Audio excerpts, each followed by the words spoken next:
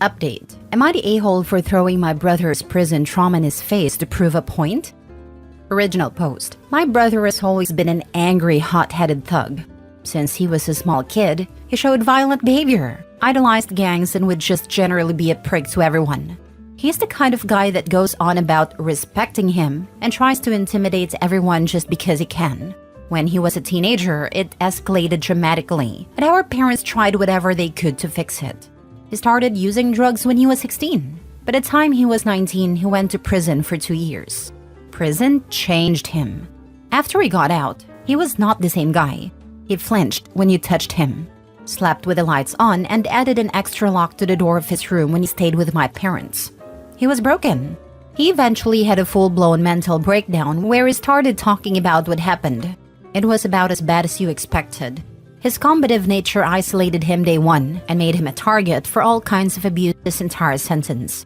He's been in therapy for years. He's 32 now. He went back to school, met a nice woman, and is actually turning his life around. Our relationship isn't perfect, and it will never be fully healed, but he's trying to actually be a human being. The problem has been the last couple months. You can see it on his face, the way he acts. He's slowly going back to his old ways. He acts aggressive around mom and dad. When he's out, he tries to pick fights again. The people he hangs around with are known violent felons and suspected dealers. He had a girlfriend for about a year, but she left him because he started frequently screaming, throwing things around their apartment, and threatening to hurt her. It's obvious he's using again. He is slowly unraveling and throwing away years of progress. Our parents tried talking to him, offered rehab, offered for him to stay with them for some time. He flipped out at our parents, and after years of his crap, they simply walked away and blocked him for the time being. They spent years and countless dollars before and after his sentence to try and help him. They were done. I tried talking to him. His place was a mess, and he had empty alcohol bottles and pill containers scattered around his place. He got hostile very quickly when I pointed out the obvious and threatened me.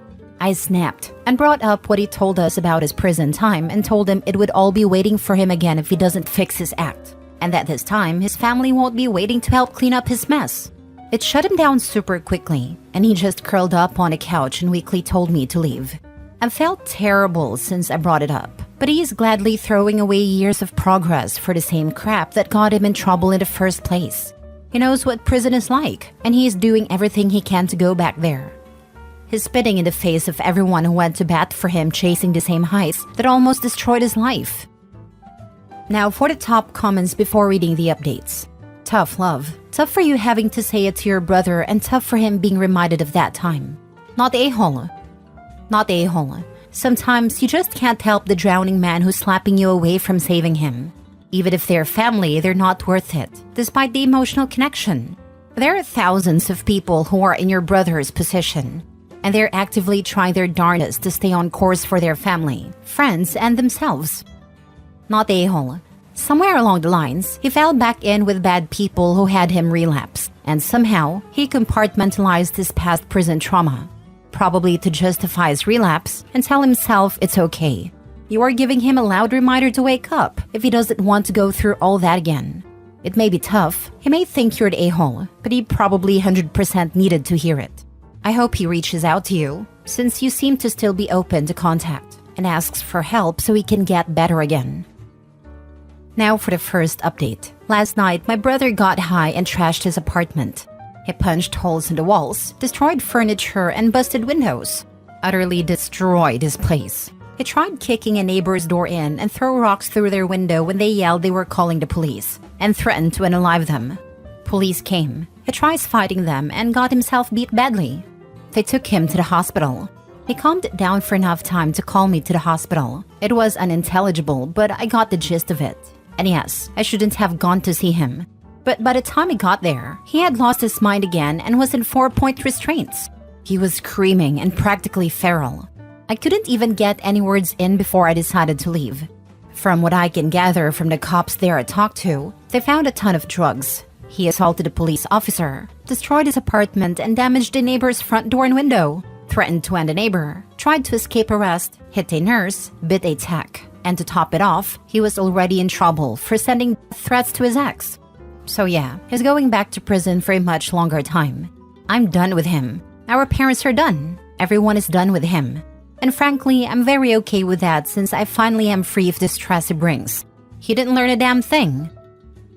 I'd ask for the family to get together and address how he is to be handled going forward. Make your wishes known and explicit. You'll want to address your no contact with them as well, so they don't let on to how to locate you or contact info should you happen to move.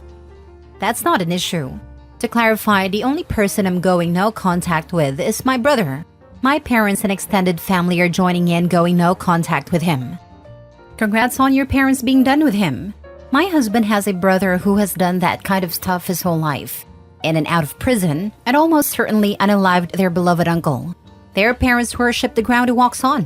Lifelong eternal golden child.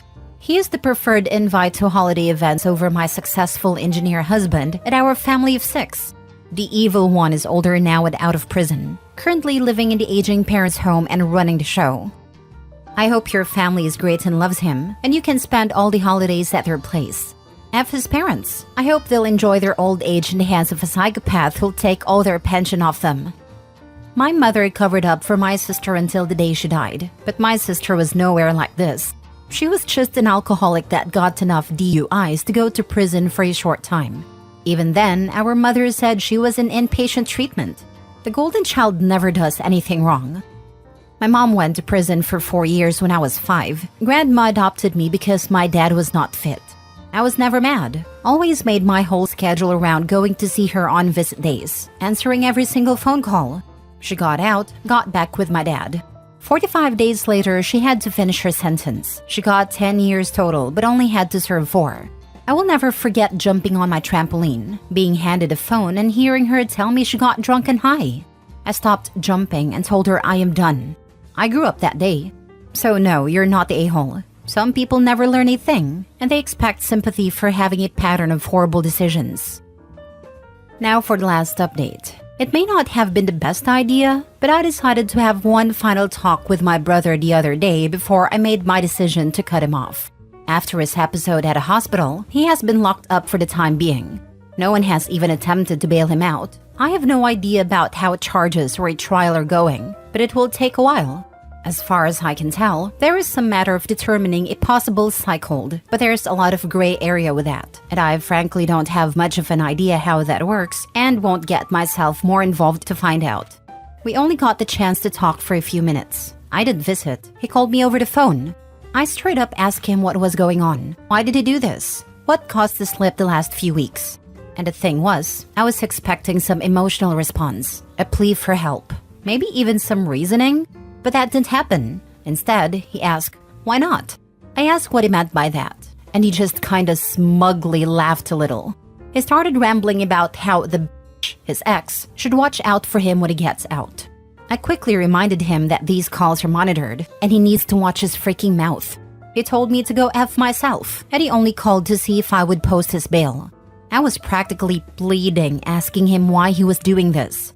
He got agitated, said he doesn't freaking care, started screaming how he doesn't need us. And you could hear him get into a scuffle with what I'm assuming was an officer watching him before the call got cut. I was practically speechless.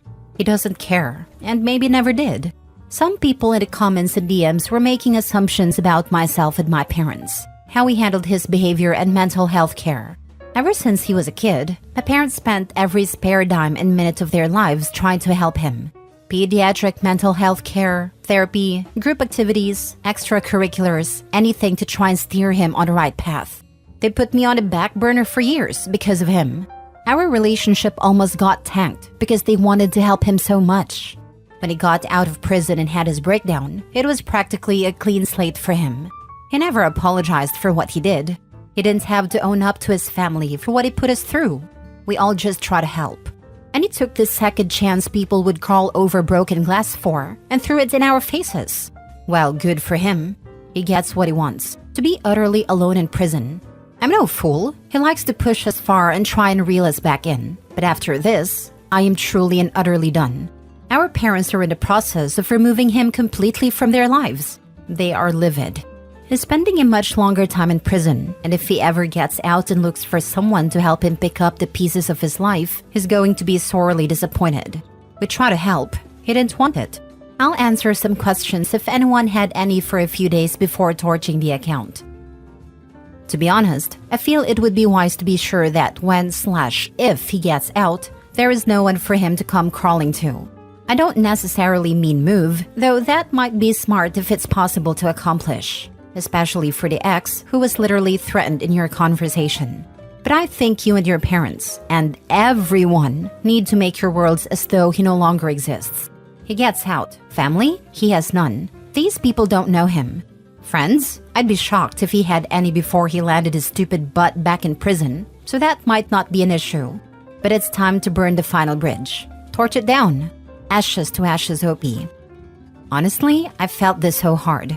My brother has been a lot like OP's, except he got into drugs early, and that has probably gave him mental health issues. He has stolen from family, friends, and has pushed everyone away due to him being on drugs. He's kept out on the bail my mom posted for him, and then when caught, wanted me to pay for his bail. But I said no. I say that because he only half-heartedly apologizes about it, but then a minute later will ask for something from you. He only cares about himself, and doesn't care about anyone else, not even his kids. Unfortunately, by the time he gets out to the 2030s, our mother will more than likely be dead, and his kids might have kids of their own. He finally figured out that his actions have consequences. Some people are just born like that. It's not something that happened to them. We haven't really been able to find interventions to bring them back to live safely in the human community. And these people vacillate between outrage that they don't get to do whatever they want, and depression because their life sucks, and they cannot or will not grasp why. You all really tried. Now it's up to him to either stay in the system or get it together. Last story. Am I the a-hole for kicking my in-laws out of my house after they disrespected my late father's memory? I, 25 female, lost my father a year ago. He was the kindest person in the world and worked as an EMT. He died after being hit by a drunk driver while trying to help another driver with a car trouble. He was my hero and a huge part of my life. He became a widower father to me when I was 7, and he was the best dad anybody could ever ask for. To honor his memory, I keep a small shrine in our living room with his photo, some of his belongings, and a few of his favorite things, along with his urn. It brings me comfort and helps me feel like he's still with me.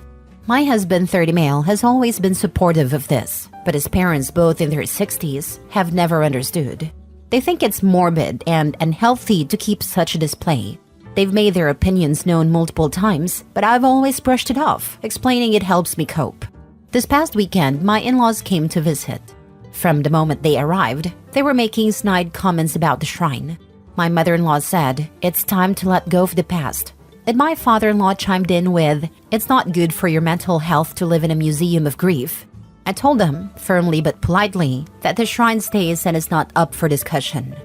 Things escalated quickly. When I left the room to take a phone call, they decided to take matters into their own hands. I walked back in to find them packing away my father's things into a box. I was livid. I told them to stop immediately and put everything back. They refused, saying they were helping me move on. I lost it. I yelled at them to get out of my house. My mother-in-law started crying, saying I was ungrateful and that they were just trying to help. My father-in-law called me hysterical and said I was disrespecting them. My husband tried to mediate, but I was too furious to listen. I told them they had no right to touch my father's things, and that they were not welcome in my home if they couldn't respect my boundaries.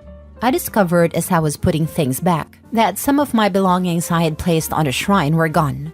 A small stuffed cat, his mat for Magic the Gathering, and a shot glass from screeching in when I went to Newfoundland with my mom before she died of cancer. All three things have very low value monetarily, but a lot of sentimental value. My husband has told me I'm overreacting over a molehill, and that I'm just sensitive because I was a daddy's girl when my dad was alive. I'm having a hard time letting go of my dad because we were so close. He was literally my best friend for the last 5 years of his life. I may be so swamped in my own grief that I was an a-hole over nothing. I'm confused and sad. Am I the a-hole? Now for the top comments. I would be on my way to the local police department to get a no trespassing and to find out if what they did was considered a form of grave desecration, since this is literally where you have his ashes and the things he would have been buried with, had that been the route you chose. My next stop would be a lawyer to file for legal separation, since husband thinks it is fine for his parents to steal a dead person's effects. Your husband is the biggest a-hole here. He doesn't have your back. He let his parents put your father's belongings into a box while you were out of the room. They stole objects, and your husband is telling you that you are the problem? Screw him, not the a-hole. I think he may have instigated it. He may have complained, and his parents decided to take action. It is telling that he allowed it. My brother used to pull that same nonsense before he ended up divorced. Complained to mommy about wife. Mom comes to the rescue. Mom is the bad guy. Brother plays dumb. Is this the case here? Not the a-hole. And F them all. Husband too. They're guests. They do not have the right to rearrange a single photo on a mantelpiece, let alone pack up and steal, /lose, /break sentimental items.